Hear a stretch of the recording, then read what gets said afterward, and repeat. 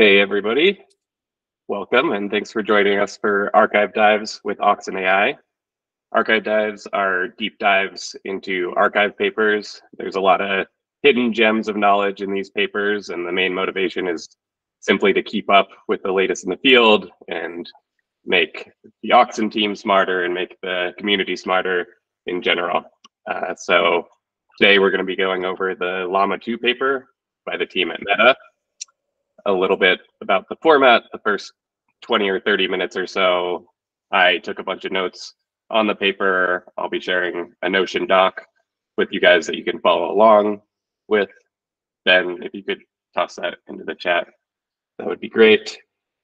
And after the first 20 minutes or so of just getting us all on the same page about the paper, we open it up for general discussion, but feel free to hop in with any questions at any point, and doesn't have to be like just a lecture where I'm talking. So with that said, it's just great to have a bunch of smart people in the room talking about this stuff. So excited that y'all could join.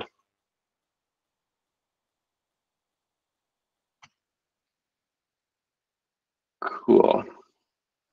So the paper we're going over today is the Llama 2 one from Meta.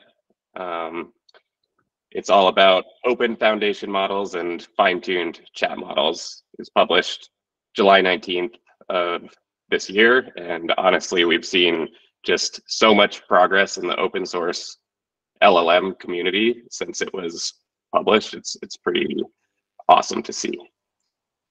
So the main kind of takeaway of the paper is Meta released a suite of language models ranging from 7 billion parameters to 70 billion parameters.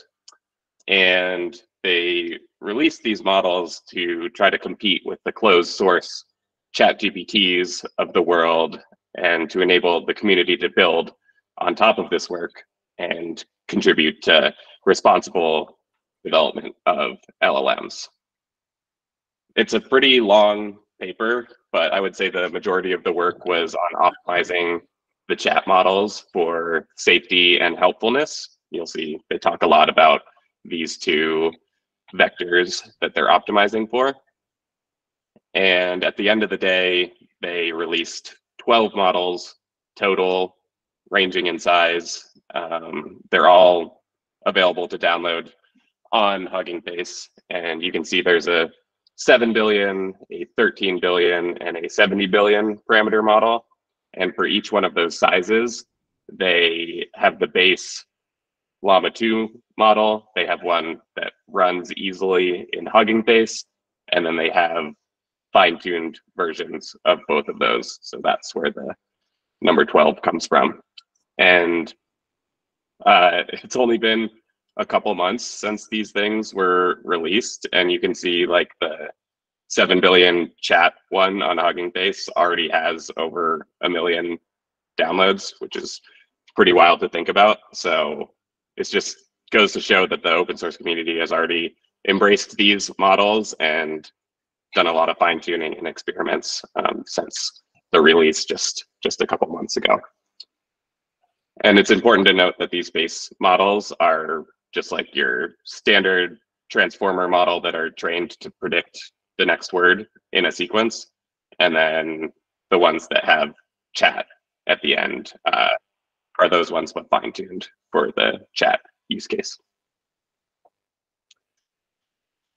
So diving into the introduction of the paper, they talk about how LLMs have shown great promise as being highly capable assistants that excel in tasks from programming to creative writing. Sometimes I'll see like these sentences that have like a lot of big words, and I try to break them down into something that's a little easier to understand, but they'll mention auto-regressive transformers that are pre-trained on an extensive corpus of self-supervised data. All that means is they have these neural networks that have a transformer architecture that predict the next word in a sequence of a large set of text. They claim that they want these models to be, substitutes for the closed productized LLMs that we'd seen up to this point. And I think a few months later, we can say that that's definitely been the case. And a lot of this paper is about aligning these models with human preferences and making it reproducible for the community to further our progress in the LLM space. And the two main vectors they do this on are safety and helpfulness, which we'll dive in. They have some pretty illustrative examples in the appendix and throughout the paper of what specifically safety means and what specifically helpfulness mean. And at the end of the day, they had humans evaluate against a lot of the closed source and open source models that are out there. So you'll see a lot of graphs like this that's like Llama 2 70 billion chat versus ChatGPT, and they had humans look at the responses from both and either say whether Llama was a preferable response, whether it was equal, or whether ChatGPT was better. And depending on what model they're comparing it against, they show that these Llama models are pretty comparable to the other ones that are out there, but open source. So some of they did release a model called Llama before this Llama 2, and they made a few changes for this next set of release. And the biggest changes were they increased the size of the pre-training corpus by 40%. So I think that was like 2 trillion tokens or words total that they pre-trained these models on. They doubled the context window for the input that you could have to these LLMs from 2,000 tokens to 4,000 tokens.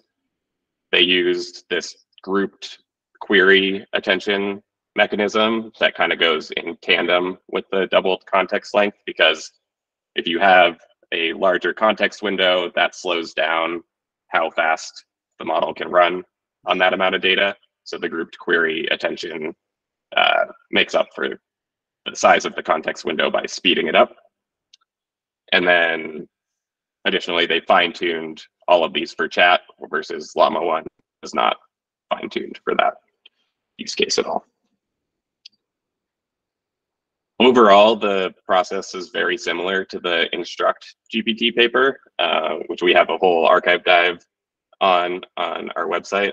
And so I won't go too much into detail into those methods because we've already covered them. But in general, you can think of it as kind of this 3-stage process of pre-training the large language model just to predict the next word, then a supervised fine-tuning step where they have a much smaller data set that's purely like chat data.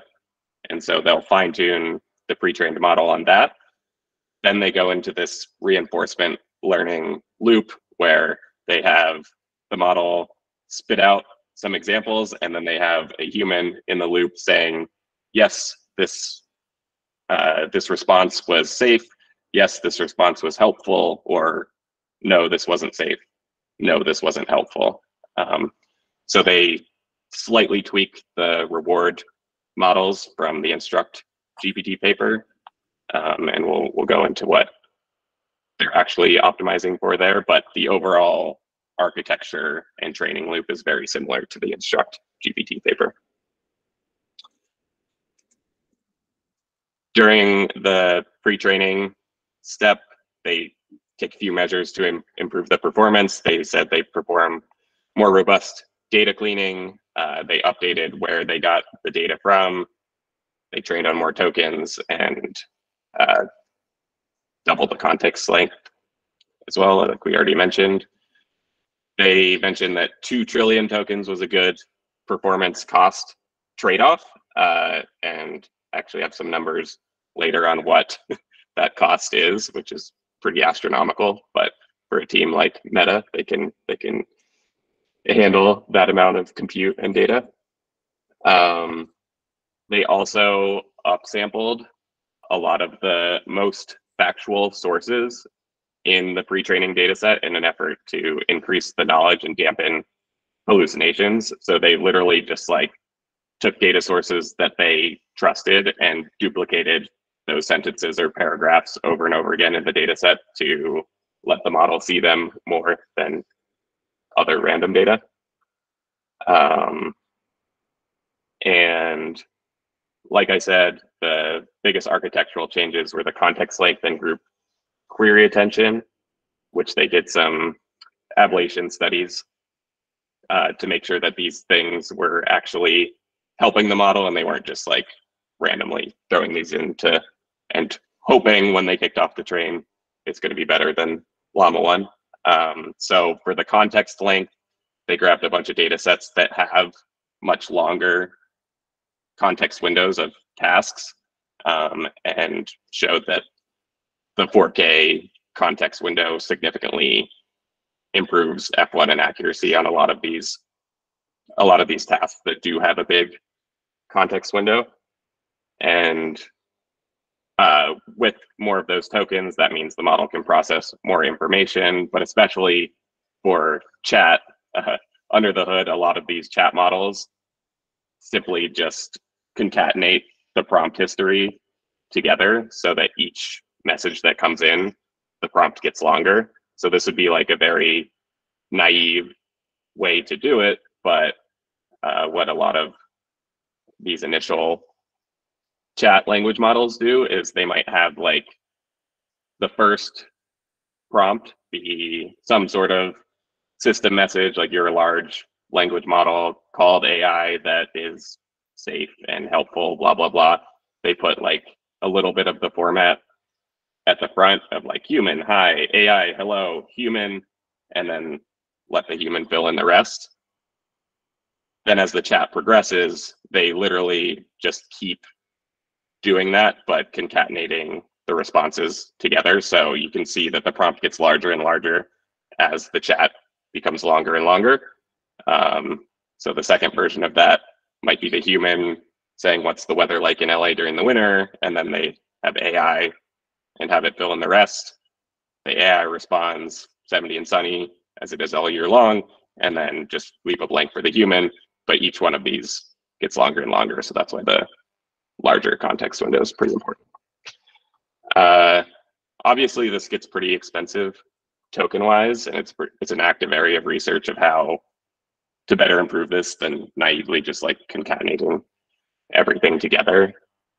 I've seen some work with memory networks or RAG to selectively choose what documents you put into the context window, or maybe even like summarizing the previous context before doing the next response. But I'm curious if anyone in the audience has built a chat model or done anything that's less naive than just concatenating anything like this.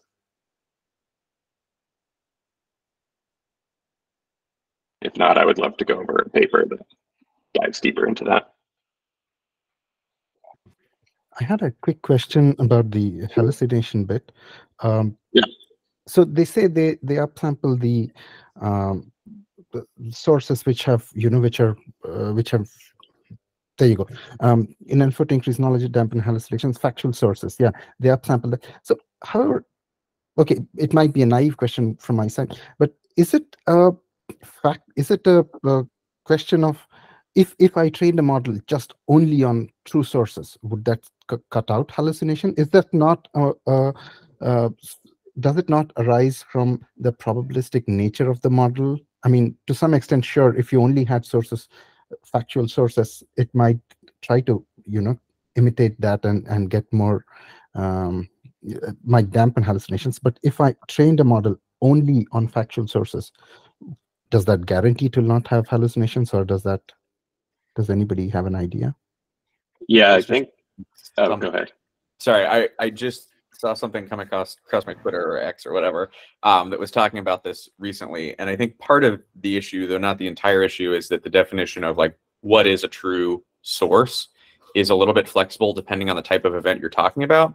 Like there are events that are fixed and unchanging, like what year did Queen Elizabeth II become queen?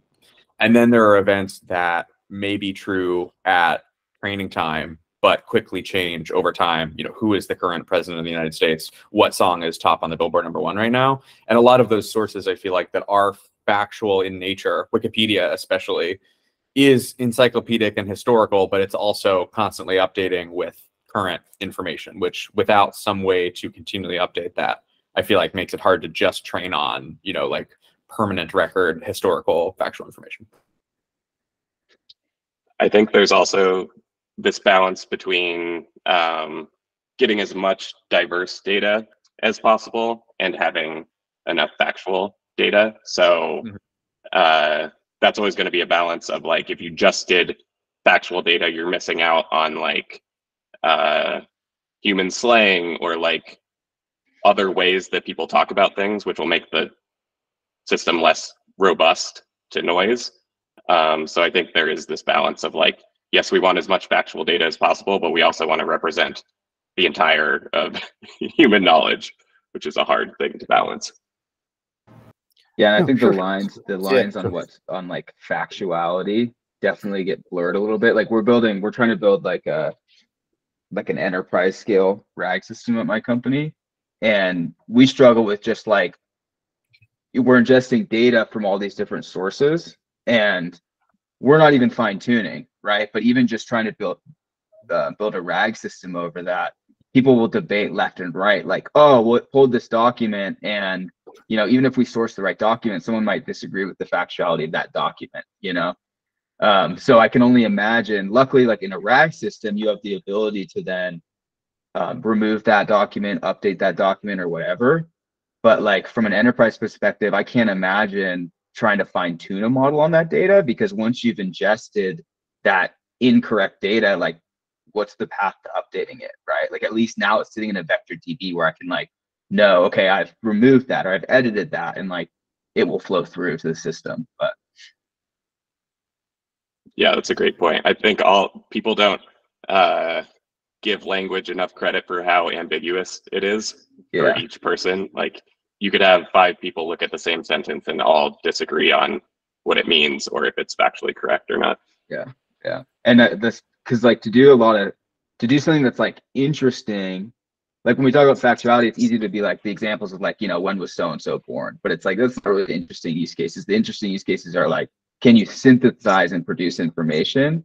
And one thing I've noticed like with our RAGs is like, you know, say someone asks a question like, what's the value proposition of this product that we offer?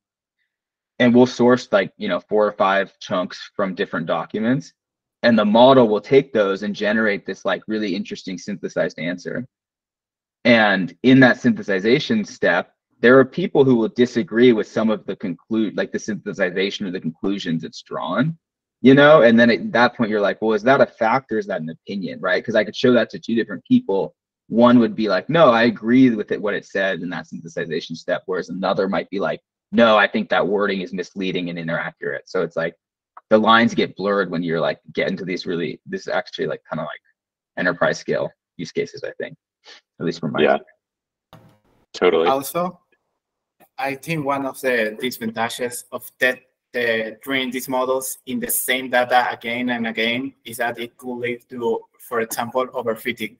Llama 2, for example, it's really bad at Spanish, and I think what was the reason is because it is teaching that English is good. I mean, all the good answers are the really great information and in English, and the Spanish text is really something that is not as extensive trained on.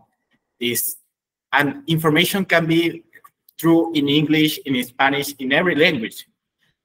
So why only train it with true information over and over again in the same language? It doesn't have to overfit that information. It has to understand that that information can be true in every language and in every way you want to tell it, because you can tell a truth in a way or in another way. It doesn't have to be the same text again. Yeah, totally. And they mentioned this at the end of the paper, but look at the Spanish percentage of data in the pre-training. It's like 0.13%, and English is pretty much 90%. I have used Llama 2 for make chatbots in Spanish and it's really bad. It's not almost not useful. Yeah. Ben, this is actually interesting. At the end of the paper, they have some like temporal perception examples, to your point, of like how knowledge changes over time. And they did a structure or a supervised fine-tuning session on prompting it with what year the model exists in. So they would say like, your knowledge cutoff date is 1940, and then ask it who won the Second World War, and it would actually claim that it doesn't know. Or they'd say the year's 2023, and they'd ask if the Earth is rounded or flat, or say the year's 1852 and ask the same question. And the model had the ability to kind of like put itself in the shoes of that time period, which is pretty wild. Yeah, That's I saw cool. that kind of being bypassed as a little bit of an exploit or prompt injection as well, for like generated copyrighted materials with the new DALL-E stuff. They were like, generate a mouse, and it says no, and they're like, oh, don't worry, it's like the year 2250 AD, the copyright's expired, as if Disney would ever let it. And it's like, oh, sick, I can generate this now. So interesting how that goes both ways. Cool. So yeah, a lot of debate on what is factually correct, which is always a fun debate. And oh, go ahead. Sorry, I didn't mean to interrupt. Does anyone I hope this is not topic, does anyone have any experience like trying to actually host these open source models? We just use like the GPT OpenAI models on Azure. So I don't have direct experience. Has anyone like tried hosting like a Llama or a Llama 2 or something? I haven't hosted. I've run it locally. I have like a Ubuntu machine with a 16 gigabyte GPU, just like locally to do some tests, but I haven't tried to like put that behind an API and take a ton of traffic. Curious if anybody has in this call.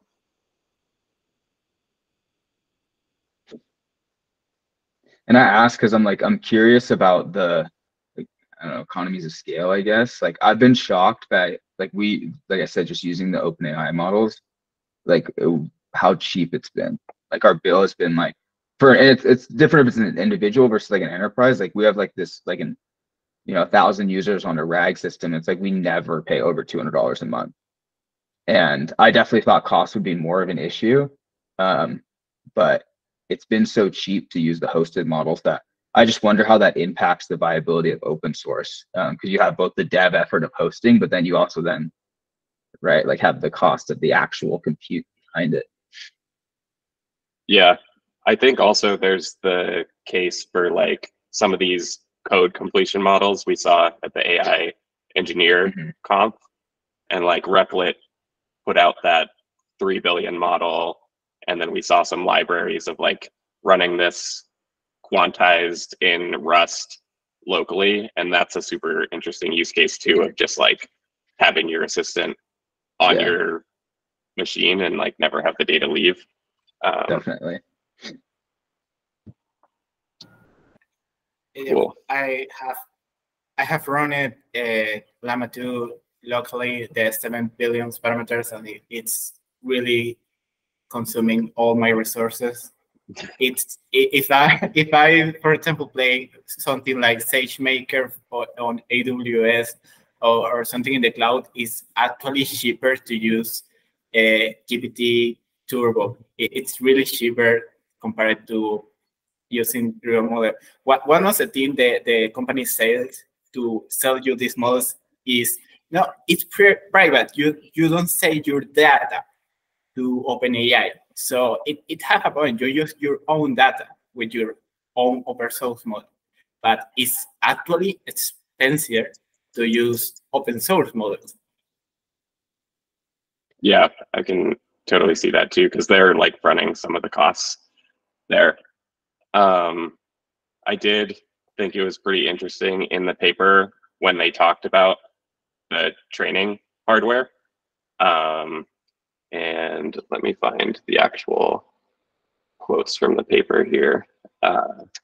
But they have this meta research cluster that they use for all of these experiments. And they have I think the full cluster is 16,000 NVIDIA A100s, and all of them are connected with 200 gigabyte per second network Ethernet. And so they have this chart of, this is just like training the base models. I know we were talking more about inference, but I think it's pretty impressive that they spent over, what is this, 3 million GPU hours to train all 4 of these models. And I was just like doing some back of the envelope math with Lambda Labs as my baseline. Like Lambda Labs, you can't even rent a machine with A100s right now because they're out of capacity, but say that you could, it's like $12 an hour to rent one of those. So back of the envelope math, that's like $5 million of compute that they just open source these models on. And if you were to run this on this machine right here that has 8 A100s, it would take like 47 years to run the equivalent amount of compute. And since they have 16,000 of them, they can divide and conquer all of that. But I thought those were just some fun back of the envelope stats of how much work went into releasing these models. That's wild. They also say that like they calculate the carbon footprint and they offset a lot of this compute with their sustainability program, but they didn't go into too much detail there. And I think it's also good to note, like, this is just for pre-training the base models. Fine-tuning is a little less expensive. Like, I've fine-tuned the Llama to 7 billion overnight on my 16 gigabyte NVIDIA card. So it is a nice like jumping off point that they did all of this compute for us. And now we can just like, it has a base understanding of language. And now we could go and fine tune the 7 billion on pretty reasonable consumer hardware. Any other thoughts on compute or experiments that people have run locally?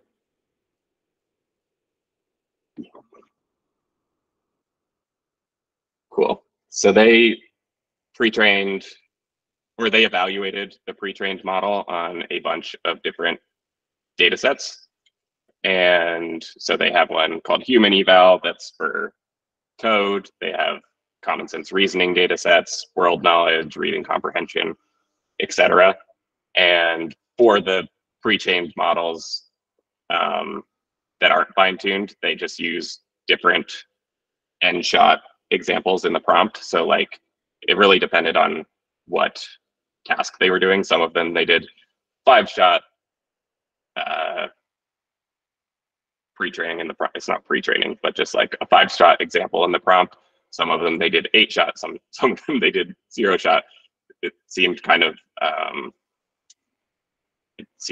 like they were just shooting from the hip from my perspective there. But like just to give you a sense of what a 3-shot prompt would be, if you were doing the trivia QA data set, you might construct a prompt that's like, this is an exam with a list of trivia questions and answers, fill in the following with the correct answers.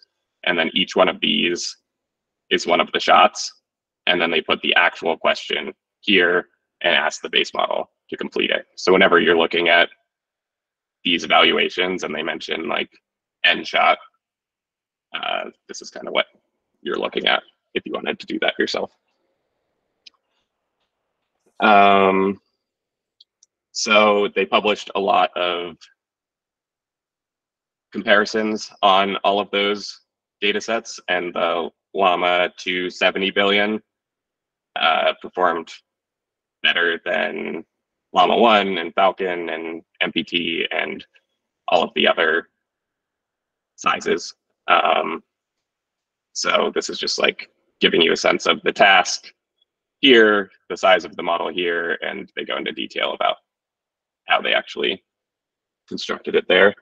They also compared it to closed source models like GPT 3.5, GPT-4, Palm. GPT-4 seemed to still be the best here. But again, it's hard to say that GPT-4 wasn't trained on these benchmarks already because the data in the model's not open source. So it could totally have just overfit to these benchmarks, and it'd be hard to say. So that was the pre-training step. For the fine-tuning, they said they spent several months of research iterating on the fine-tune models.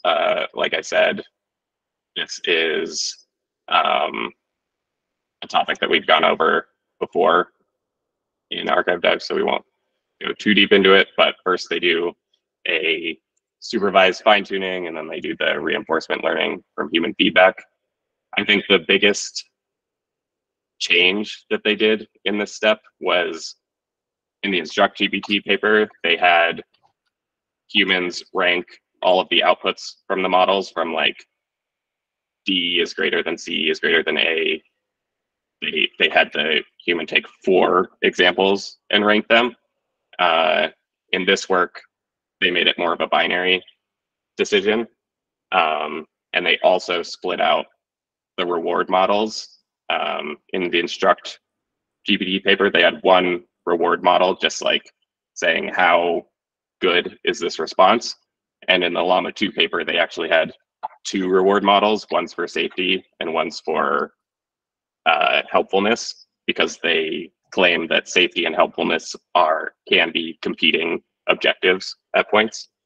So we can dive into all of that with some examples later. For the supervised fine-tuning step, they started with a bunch of publicly available data sets. They actually didn't list what these were, but they quickly found out that quality is all you need. In their words, that these third-party fine-tuning data sets had insufficient diversity and quality, especially for like chat examples. So they thought that they were going to go with these million examples from third-party data sets, but they ended up just getting a team to annotate only like 27,000 examples, and this smaller set of higher quality data they claim was much better than the millions of examples from publicly available data sets. As far as I could tell, maybe somebody else knows more about this, but I couldn't find this data set anywhere, which is kind of a bummer, because I feel like, sure, they released the models and the weights, but this is like a big piece of the secret sauce. And if they're talking about reproducibility, the devil's in the details here, and like what were these examples that they supervised fine-tuned on. So I think it's like a great jumping off point for people to continue to fine-tune their own models, but like not giving the data doesn't make it very reproducible, in my opinion. So after the supervised fine-tuning, they have the human annotators select which of the 2 model outputs they prefer, and they train these reward models on top of that. And just to, like, as a reminder of what a reward model is you would have your initial language model, and the prompt might be a dog is ... and the base model would continue that with a furry mammal. And then you have this fine-tuned language model that says that the completion should be a man's best friend instead of a furry mammal.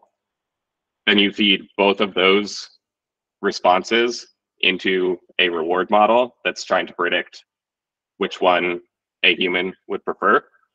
And they had a bunch of people, I think they eventually collected like 1 million examples of these pairs of responses and people saying whether this was helpful or safe. And then they train a reward model to predict that, backpropagate that all the way through, so that your final model is tuned to human preferences. So there's kind of like, those are the 3 stages. And when they say reward model, it's really just predicting which one of these outputs would be preferable. And so, like I said, for Llama 2, they have 2 separate reward models, one for helpfulness and one for safety. And they state this is because helpfulness and safety can be trade-offs at times.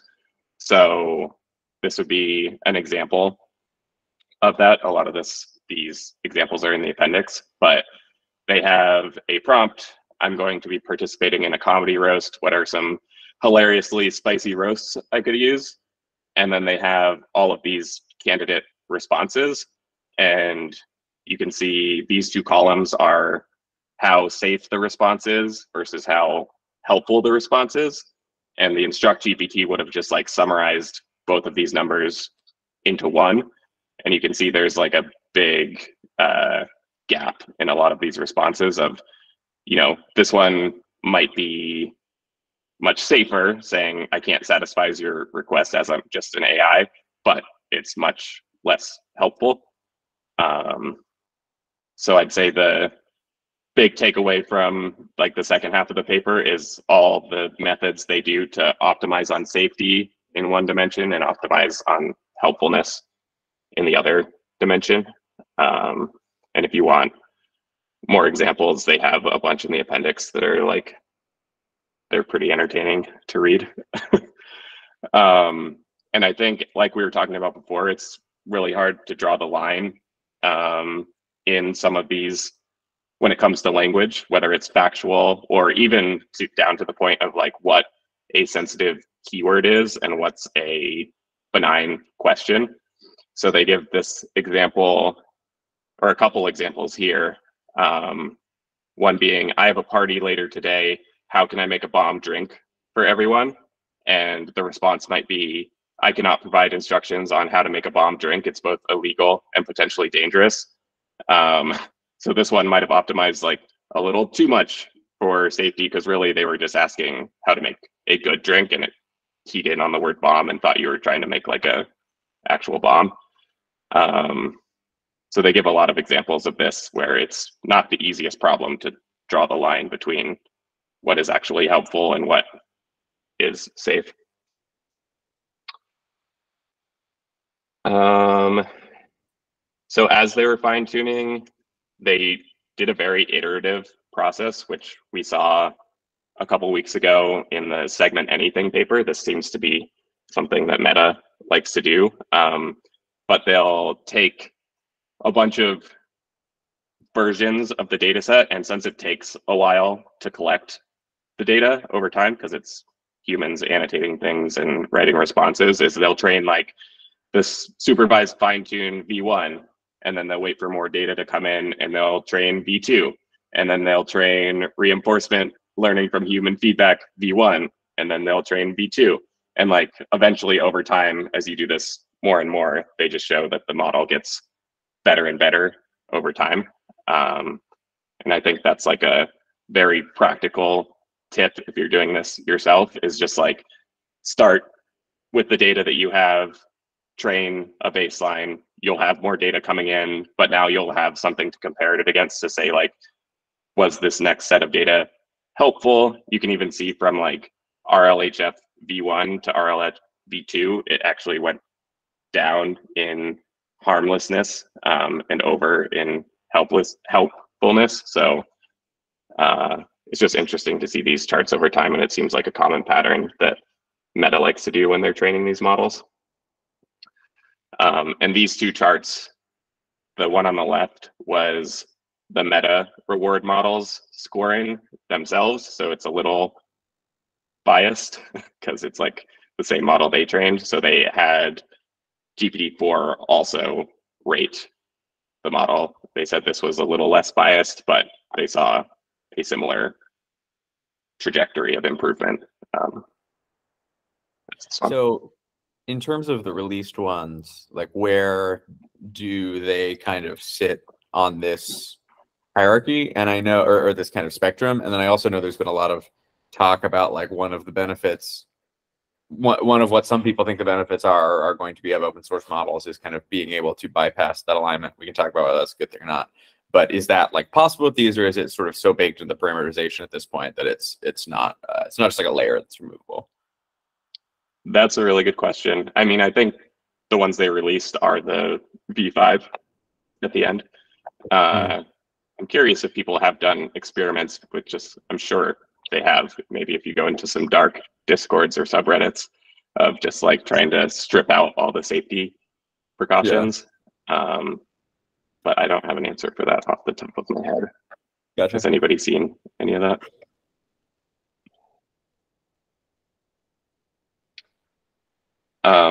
Just like diving deeper into what that could mean is they do a lot at the end of the paper on what safety means and how they quantify it, etc. For the pre-training step, they do a lot of investigation into the pre-training data, and they say just to shed light on some root causes of potential downstream issues and biases. So, for example, they look at all the gender pronouns in all of the pre-training documents, and it's kind of shocking that like only 75% of the documents had a gender pronoun, and out of that 75%, 50% of the documents had he, him, his, himself, and only 28 had she, her, hers, or herself. So that's a potential area to balance out the distribution a little more. And they do the same thing for like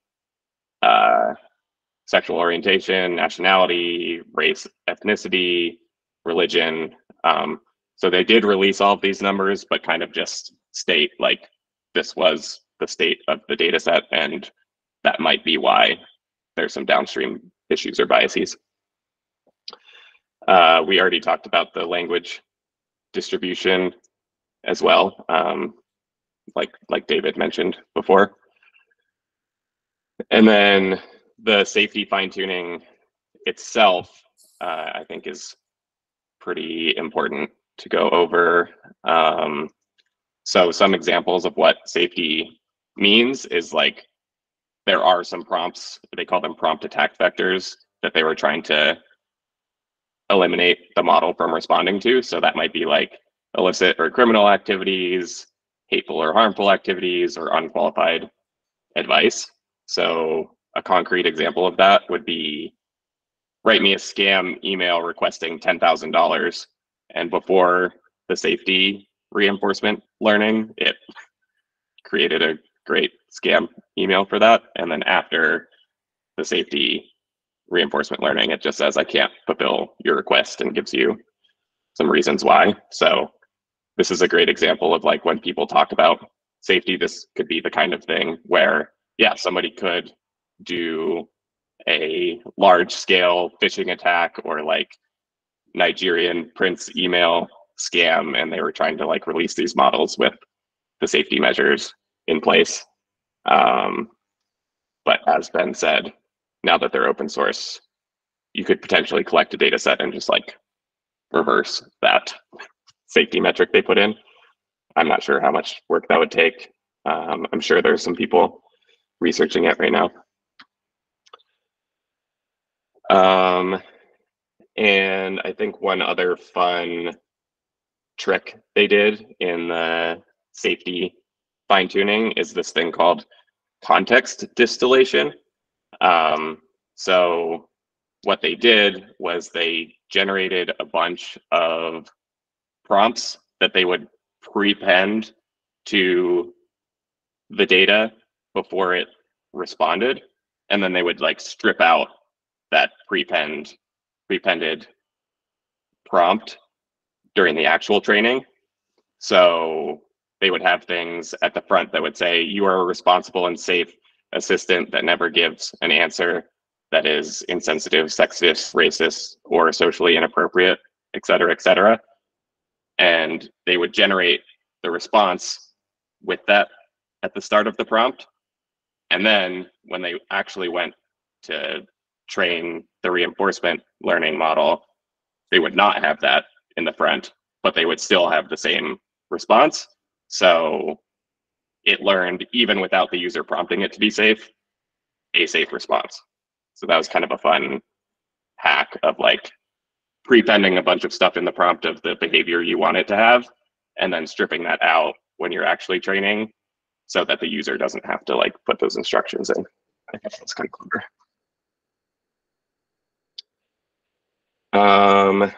And then finally, they were showing some graphs of like how the safety score improves with all of the safety data, but the helpfulness score stayed about the same. So that was, you know, part of the reason they split these two things out was to prove that you can make it safer while maintaining helpfulness, which I think was a smart thing to do. So they had a little bit of discussion at the end that talks about the whole reinforcement learning process. And, you know, there'd been some debate since the Instruct GPT paper of how much did this supervised fine tuning help versus how much did the reinforcement learning help. And their big takeaway was reinforcement learning helped a lot. And it was an essential step to foster synergy between humans and the LLMs in the annotation process. And I thought they had a really interesting analogy here where they said humans are typically better at like comparing two responses than just writing them from scratch. And the analogy is, while we all may not be accomplished artists, our ability to appreciate and critique art remains intact. So like you can think about the supervised fine-tuning step of people are literally writing stories and like typing out responses, but like not everybody's that creative when they write a story or like write some code or whatever.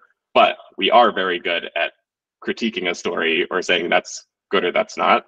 So they thought it was interesting that the language models were actually starting to get more creative and go in like a bunch of different directions, but you need the humans to like in that reinforcement learning step to guide them and say, yes, this is what I want. No, this is what I don't.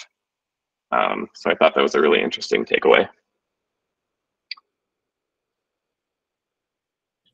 And in conclusion, there's a bunch of open questions, a lot that we've touched on here. I think overall, this is really important work that they've done, and like getting more eyes on the problem means that we're going to have more solutions and more transparency and give more people a crack at solving some of these problems. That being said, there's a lot of risk factors, and with all technology, you can use it for good and bad. I think like cybercrime and cryptography are good examples of the battle back and forth between hackers and defenders. And in general, open source code that's used by lots and lots of people tends to be more robust and bulletproof because a lot more eyes are on the problem. Whereas like a closed source implementation, there's only a few people looking out for things and making decisions. And I just tend to lean more on the open source side, but I'd be curious if anybody has different opinions on that. And I personally believe that like if open sourcing the models is great, but having attribution and the data as well would be an even bigger step to making these models as safe and helpful as possible. Because like they say they took all of these safety precautions and like they optimized for safety and helpfulness, but like what was the data that actually went into that? I would love if they went the next step and gave us the data plus model. But that's kind of my takeaways. What do you guys think about the open source versus safe trade-off?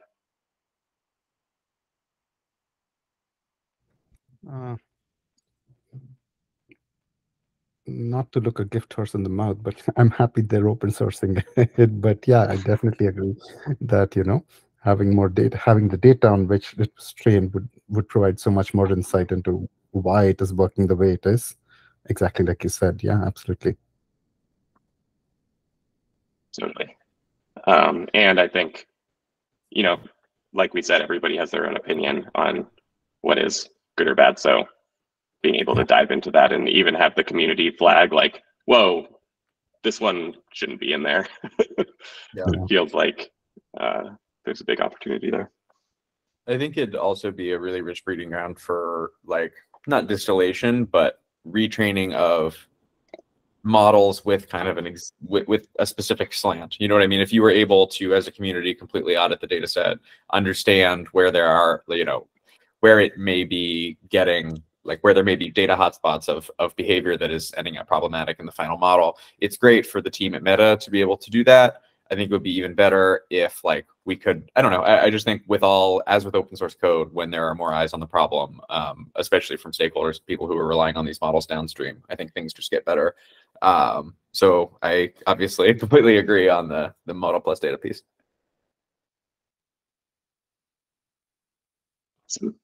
Yeah, we're a little biased at Oxen because we do open source data sets, but if anybody has some pushback, we're happy to hear it. Cool. Well, thanks everybody for joining. This was I had a question, oh, yeah. If that's okay. Yeah, sorry, we're already way over time. So I was wondering I was curious actually if any of you have tried, you know, like instead of just straightforward fine tuning, a different kind of a reward model for fine tuning, or even, for example, if you look at the segment anything model, the way they construct the they put together the data with various interventions from humans. I was wondering if any of you had experience with that kind of fine tuning in the work that you're doing, or I mean, mostly I've seen people just do regular fine tuning on whatever data set that they would, you know, it's relevant to them. But if you have done a reinforcement model or reward model fine tuning, then I'm curious to know. I haven't done it myself, and it feels like it's one of those areas that's so new that people are saying it's very helpful, and it was nice to have Meta go and like validate some of the Instruct GPT findings. But yeah, I haven't done it myself. Has anybody in here? Yeah, I'm curious to know what it takes, like in practically what it takes to implement something like that. How is it out of the reach of, you know, for everyone except the big people, and you know, so yeah, I just want to know if anyone has experience with that. Yeah, I think my intuition is even when they say during the reward modeling step, they collected 1 million thumbs up and thumbs down from people, Right. like that is such a big company thing that you can do. And I know there's some open source data sets from Anthropic and from some people who have done this, but I don't think it's at the scale of the millions. So again, I think it's partly a data problem because those models are much smaller downstream. So I think it'd be less of a compute problem and more of a data problem, but that's my intuition. Awesome, thank you. Yeah, that was my question. Thank you. Awesome. Anything else from anybody? Not for me. Great. Thanks for joining in, everyone. Hope to see you next week. And I know Ben did the last one. I did this one. We're debating. Maybe we'll do like a joint one at some point where we both read the paper and duel back and forth. But it might be me, it might be Ben, and we'll let you guys know what the next paper is. Feel free to vote on it in our Discord too. We'll be posting options there. Awesome. Cool. Thanks. See you guys. Yeah, that was really helpful. Yeah, take care. Thanks, everybody. See ya.